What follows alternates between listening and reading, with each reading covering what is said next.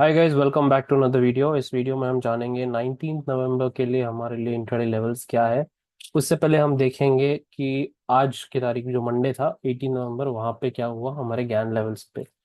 तो पहले मैं आपको आपसे माफ़ी मांगना चाहूँगा कि वीडियो थोड़ा लेट आ रहा है रात में। थोड़ा तबीयत खराब थी आफ्टरनून में, तो पहले ही थोड़ा रेस्ट लेना पड़ा। इसके बाद सोचा कि 6 बजे 7 बजे के आसपास वीडियो बनाऊंगा, बट आंखें से पानी आ रहा था, लिटरली लिटरली पानी आ रहा था जब मैं कुछ स्क्रीन वीन लाइट वाइट देख रहा था तब।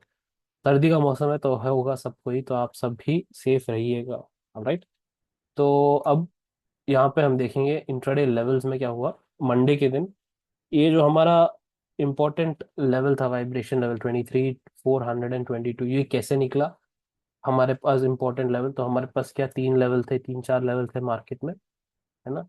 तो ये लेवल को हमको नज़र में रखते हुए ये इम्पोर्टेंट टाइम जोन था 10:27 पे, है ना। 10:27 कैंडल को, है ना। ये 4 मिनट चार्ट, आप ये समझ गए तो काफ़ी है आपके लिए। सारा जो भी वीडियोस बना रहा हूँ वो बहुत आसान हो जाएगा। तो ये टाइम जोन पर कौन सा लेवल टच करता है मार्केट, ये वाला या ये वाला, है ना। तो हम देखें तो ये लाइव मार्केट में कि ये लेवल टच किया मार्केट ने, तो ये हो गया हमारा important vibration point, vibration level. आप इसको वाइब्रेशन बुला लो, पिवट लेवल बुला लो, ज्ञान लेवल बुला लो, जो भी नाम देना आप दे सकते हो, बट कोई फर्क नहीं पड़ना। यहाँ पे जो कॉन्सेप्ट ये है कि इस लेवल अभी ये इसमें ताकत आ जाएगी, इसलिए चार्ज लेवल हो जाता है।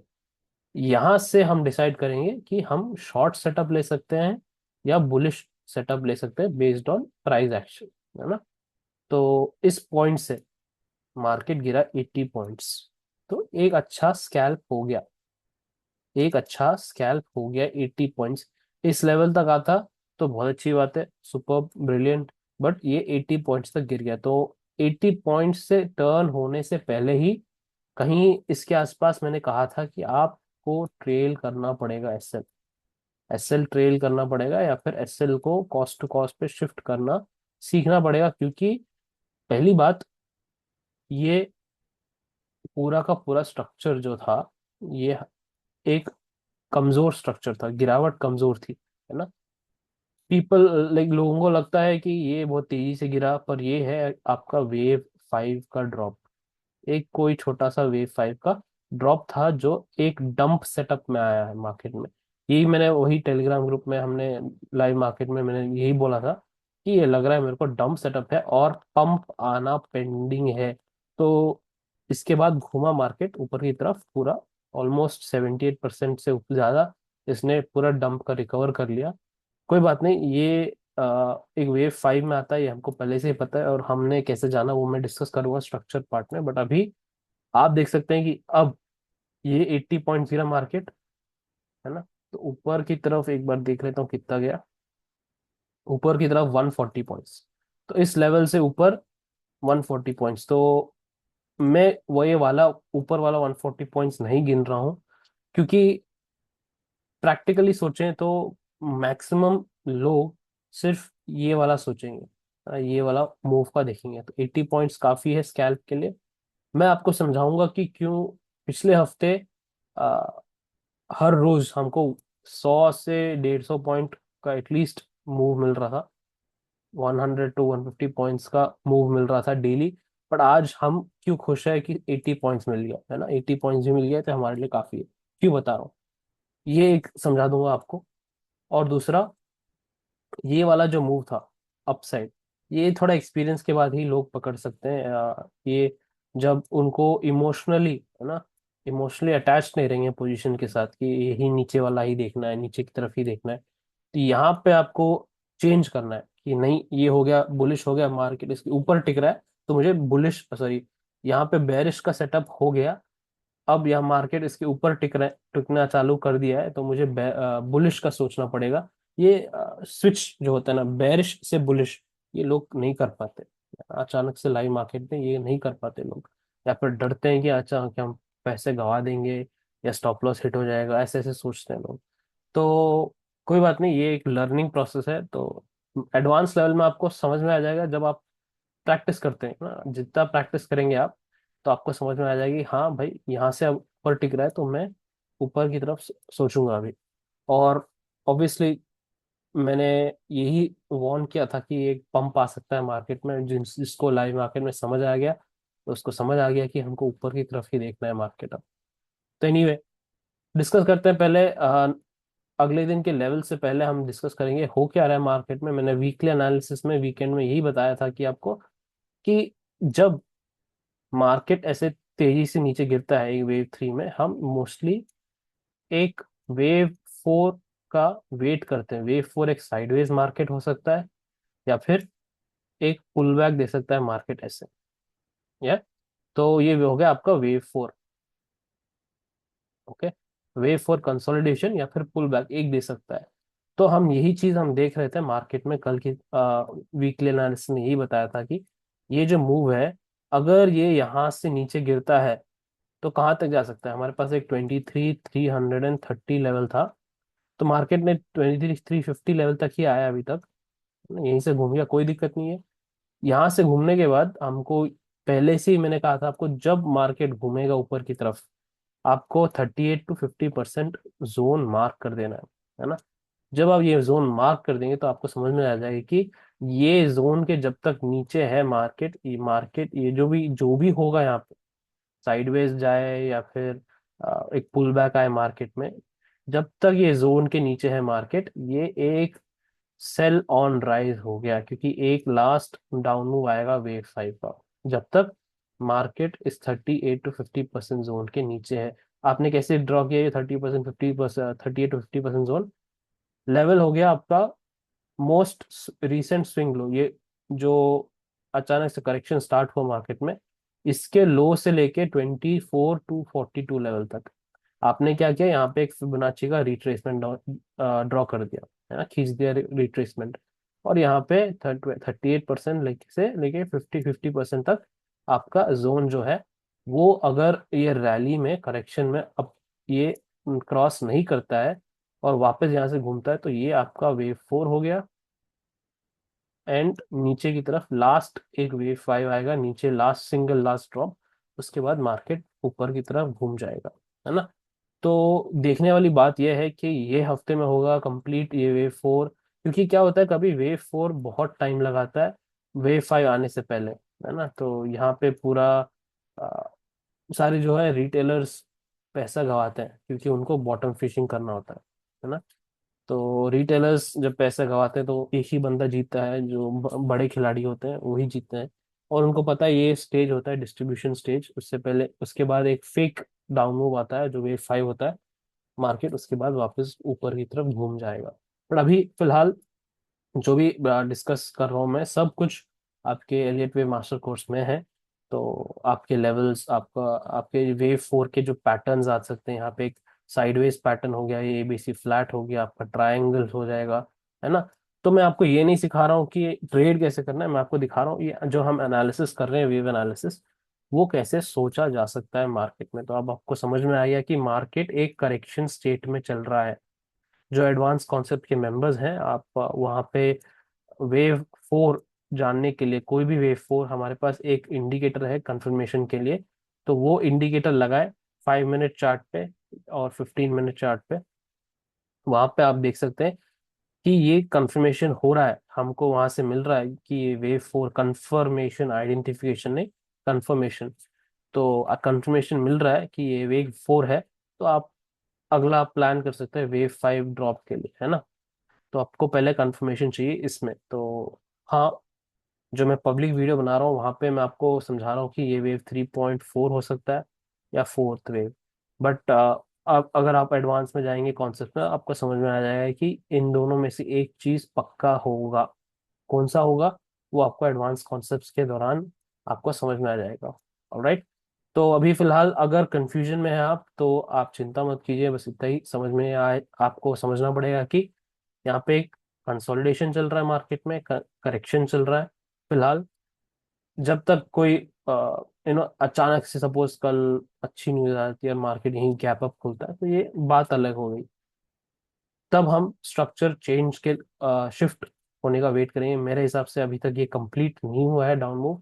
एंड मुझे देखना है कि ये जोन के नीचे जब तक टिकेगा मार्केट, है ना, जब तक टिकेगा मार्केट, मैं एक नया शॉर्ट का प्लान कर सकता हूँ, वो भी छोटे क्वांटिटी के साथ, क्योंकि ये लास्ट मूव होगा। कि ये लास्ट डाउन मूव होगा। एनीवे, पॉइंट यही है कि अब हम देखेंगे इंट्राडे के लेवल्स। आपको समझ में आ गया कि मार्केट में क्या चल रहा है ना।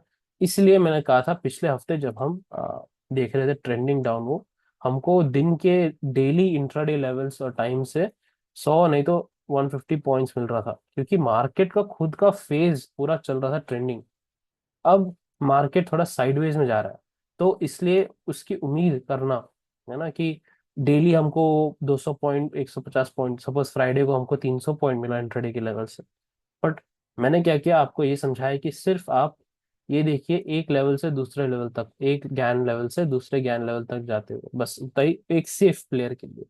एक जो एग्रेसिव प्लेयर है, जो पकड़ सकता है, लॉन्ग ले सकता है, लॉन्ग टाइम तक पकड़ सकता है, वो 300 पॉइंट भी कमा चुका है, क्योंकि मार्केट ट्रेंडिंग में था। अब मार्केट साइडवेज में, तो आपको सोचना पड़ेगा स्कैल्प करने का, है ना। 20th को जो छुट्टी है मार्केट में, 20th मार्केट को जो छुट्टी है, तो ये बीच वेनेसडे में आ रहा है। तो 21st हो गया आपका एक्सपायरी, है ना, ये आपका एक्सपायरी हो गया।